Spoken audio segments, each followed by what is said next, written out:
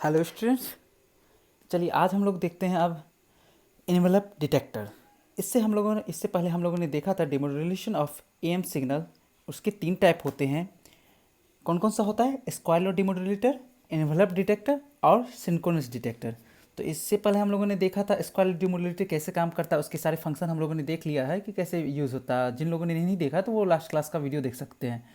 तो चलिए आज स्टार्ट करते हैं अब हम लोग इन्वेलप डिटेक्टर।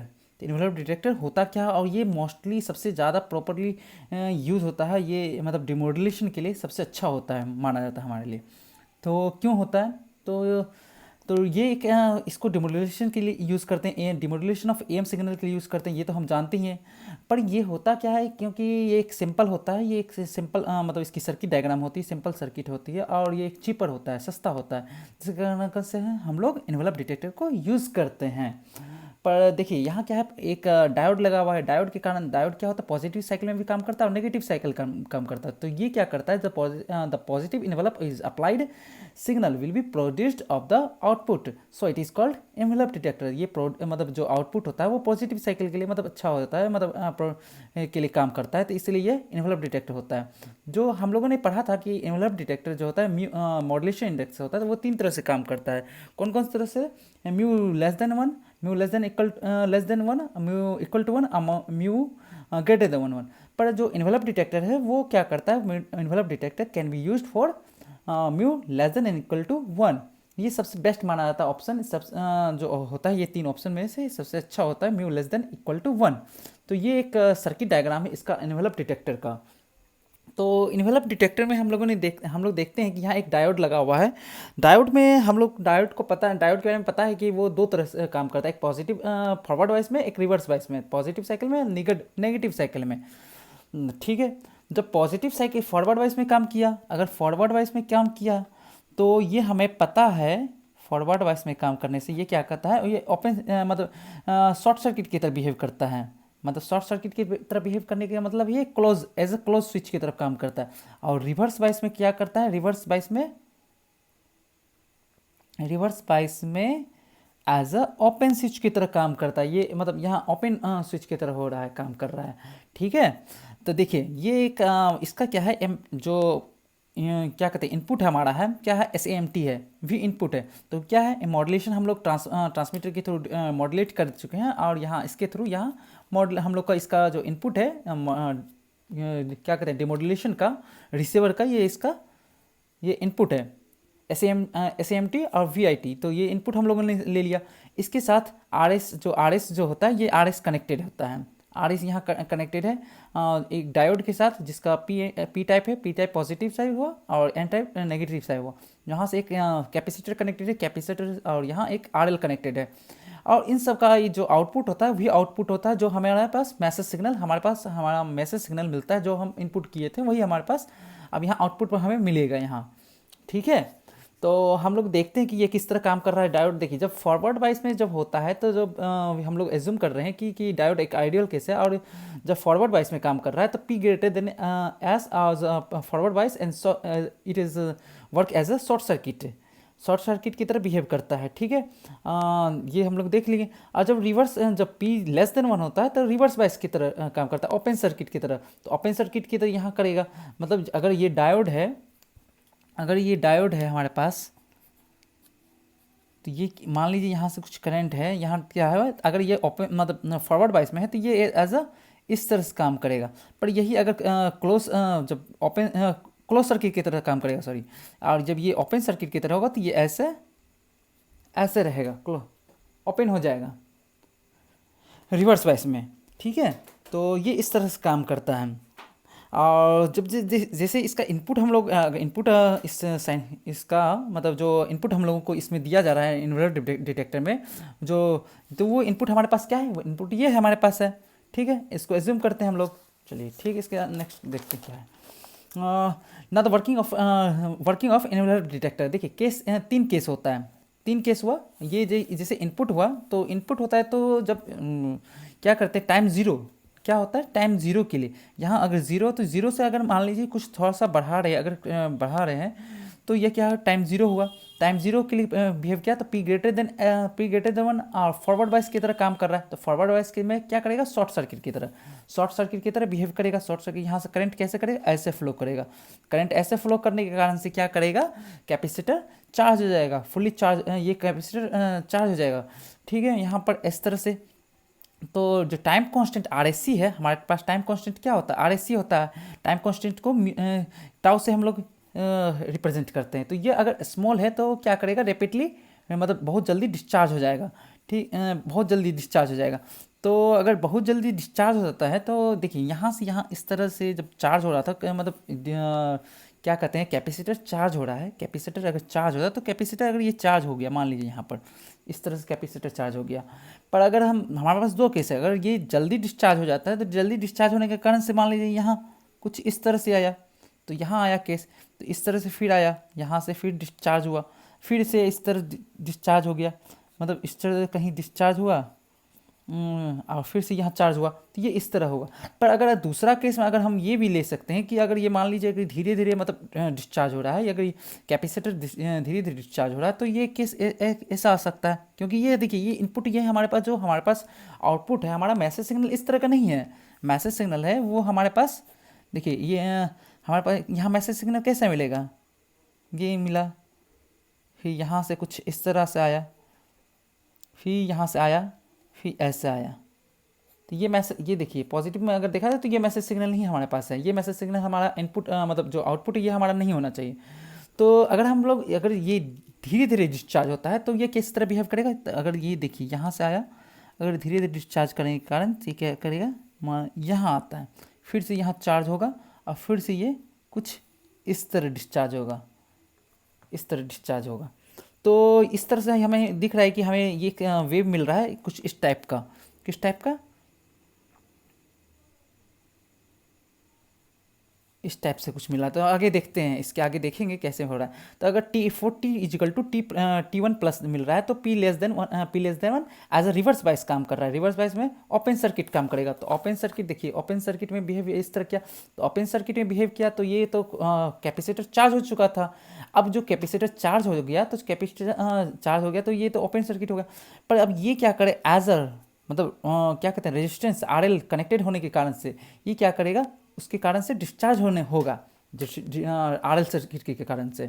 तो हमने पहले भी देखा कि अगर हमारे पास क्या है, दो केस है।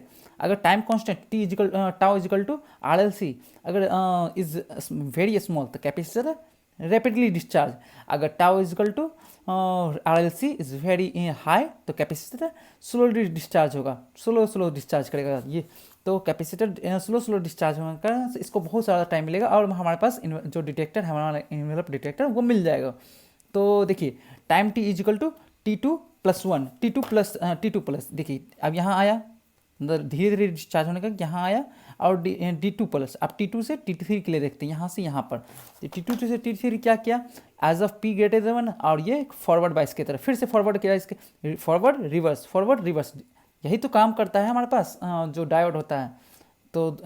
तो ये क्या करेगा, इस तरह से काम करने लगेगा शॉर्ट सर्किट की तरह। तो ये जो आफ्टर द कर्व जो होगा, जो कर्व मिलेगा वो कर्व इस तरह से कुछ मिलेगा हमारे पास, ऐसे मिलेगा देखिए इस तरह। तो ये हुआ, ये जो पॉइंट हुआ, ये पॉइंट हमारा डिस्चार्जिंग पॉइंट होगा। पर ये जो पॉइंट हो रहा है, जो ये हो रहा है, तो ये चार्जिंग पॉइंट हो रहा है। तो यही हो रहा है जो जब इसके साथ हम लोग स्मूथिंग फिल्टर इसमें लगा देते हैं, तो स्मूथिंग फिल्टर जो DC वोल्टेज है हमारे पास, DC जो मिल रहा है हमारे पास, ये मिल रहा है जो इन्वेलप डिटेक्टर है, ये मिलता है इस तरह से, कुछ ऐसा मिलता है हमारे पास, कुछ इस तरह से मिलेगा हमारे पास। इन्वेलप डिटेक्टर हमारे पास कुछ यहाँ इस तरह से मिलेगा स्मूथिंग फिल्टर लगा देने के पास। ठीक है, चार्जिंग जो कैपेसिटर डिस्चार्ज होता है तो यहाँ पर स्मूथिंग फिल्टर लगाने से यहाँ ऐसे होता है। देखते हैं फिर नेक्स्ट। देखिए होता क्या है, जैसे हमारे पास मॉडरेटर जो सिग्नल है इन्वेलप डिटेक्टर में जो होता है, जो मॉडरेटर सिग्नल है हमारे पास है, कुछ इस तरह का है मॉडरेटर सिग्नल। तो मॉडरेटर सिग्नल क्या होता है, जब दो तरह से काम होता है। क्या, जब एक स्लो मतलब RLC जो है टाइम कांस्टेंट, वो स्लो काम करता है, एक बार हाई काम करता है। जब स्लो काम करता है तो वो मतलब स्पीड में मतलब उसका जो टाइमिंग होता है बहुत मतलब स्लो, मतलब जो इन्वेलप डिटेक्टर हमें नहीं मिलता, पर धीरे धीरे मतलब डिस्चार्ज होने के कारण से, RLC जो हाई होने के कारण से हमारे पास इन्वेलप डिटेक्टर मिलता है। जो ये देखिए इन्वेलप, ये हमारे पास मॉड्यूलेशन है, मॉड्यूलेशन सिग्नल ये हुआ मॉड्यूलेशन सिग्नल। तो देखिए जिस तरह अगर ये इसका देखिए ये अगर ये चार्ज हुआ तो इस तरह गया, फिर ये डिस्चार्ज हुआ, फिर इस तरह ये इसका, तो कुछ इस तरह से हमारे पास जो ब्लैक में ये किया हुआ है, तो ये इस तरह से इसका हमारे पास मिल रहा है। ठीक है, तो इन्वेलप जो after the passing through the smoothing filter, तो स्मूथिंग फिल्टर के थ्रू जब पास करते हैं तो कुछ इस तरह से, अगर इसको इस तरह से कर दिया जाए तो लगभग कुछ इस तरह से यहाँ मिल जाएगा। यहाँ से अगर जो होगा कुछ इस तरह से पास करेगा। हम लोग एनालिसिस अगर देखते हैं तो जो ये हमेशा जो होता है, ये हमेशा जो इन्वेलप डिटेक्टर में वो क्या करेगा, हमेशा पीक वैल्यू देता है।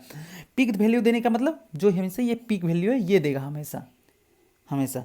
ठीक है, तो ये देखिए, तो इसमें अगर इसका इनपुट अगर हम देते हैं VM cos 2π FMT, तो इसका जो होता है आउटपुट होता है वो हमें VM मिलता है। ये देखिए, ये इसका इन्वेलप डिटेक्टर मिल गया, हमें इन्वेलप डिटेक्टर ये मिल गया, ये आउटपुट हो गया हमारे पास।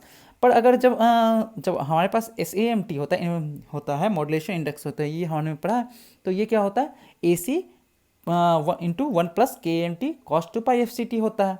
पर इसका जब हम आउटपुट देखते हैं इन्वेलप डिटेक्टर में, तो हमें क्या मिलता है AC इंटू 1 + KMT।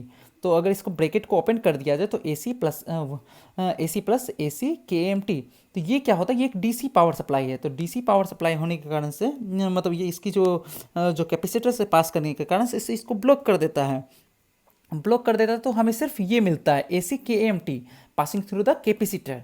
पर अगर जब एक ये पास मतलब एक ये थर्ड देखते हैं हम लोग, AC A cos 2π FCT plus B sin 2π FCT को अगर पास कराया जाए तो उसका इन्वेलप डिटेक्टर √A² + B² हमें मिलता है।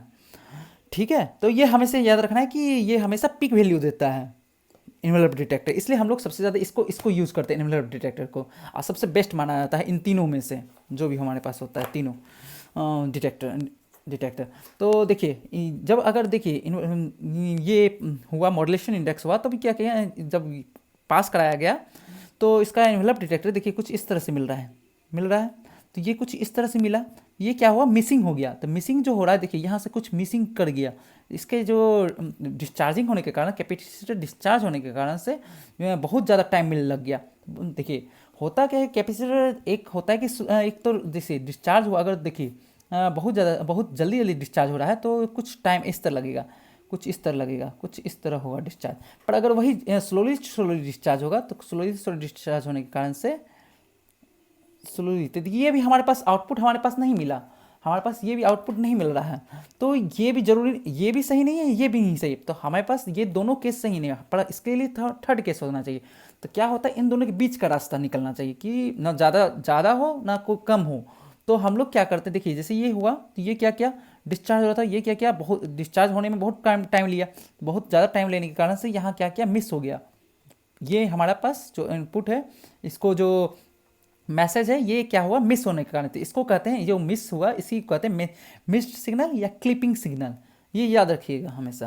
तो जो होता है, तो अवॉइड द सिग्नल, तो ये क्या होता है, देखिए बहुत ज़्यादा कम भी नहीं होता, तो इसका जो होता है अवॉइडिंग डायगोनल ऑफ क्लिपिंग जो होता है, RLC होता है, जो टाइम होता है हमारे पास टाइम कांस्टेंट जो होता है टाउ होता है, वो क्या होता है 1/FM से मॉड्यूलेशन फ्रीक्वेंसी मॉड्यूलेशन से कम होता है वो, और जब प्रॉपर होना चाहिए डिस्चार्जिंग टाइम होना चाहिए, वो क्या होता है 1/FC से ग्रेटर देन RLC और लेस देन हो गया आपको 1/FM। ये इसका फॉर्मूला हो गया। ये आपको गेट एग्जाम में पूछा जाता है, आपके यूनिवर्सिटी में भी इससे क्वेश्चन पूछा, तो ये हमेशा याद रखिएगा। ये जो इन्वेलप डिटेक्टर का है, ये टाइम ये आपको हो गया कि मतलब इन दोनों के बीच में ही, ना ज़्यादा होना चाहिए बहुत ज़्यादा टाइम, ना बहुत ज़्यादा कम होना चाहिए टाइम, तो बहुत ज़्यादा कम, तो ये बीच का टाइम होना चाहिए, कैरियर फ्रिक्वेंसी से ज़्यादा और जो मैसेज सिग्नल उससे कम होना चाहिए।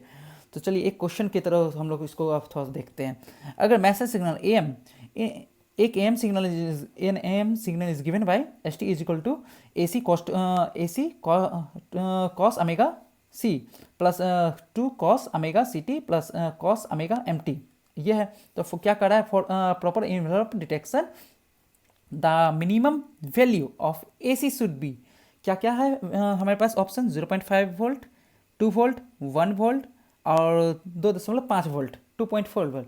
अगर हम लोग इसको क्या करते हैं, हम लोग यहाँ पर से क्या कर सकते हैं, कंपेयरिंग विथ AM सिग्नल। अगर हम लोग यहाँ पर पहले क्या करते हैं, कॉमन लेके देखते हैं, कॉमन ले लेंगे तो देखिए AC cos ओमेगा CT भी यहाँ है, तो हम लोग यहाँ क्या कर सकते हैं, यहाँ हम लोग कॉमन ले सकते हैं AC cos ओमेगा CT, इसमें से भी और इसमें से भी ले लिए, तो AC ले लिया और cos 2 पाई FCT या cos ओमेगा CT लिख दीजिए आपको जो मन।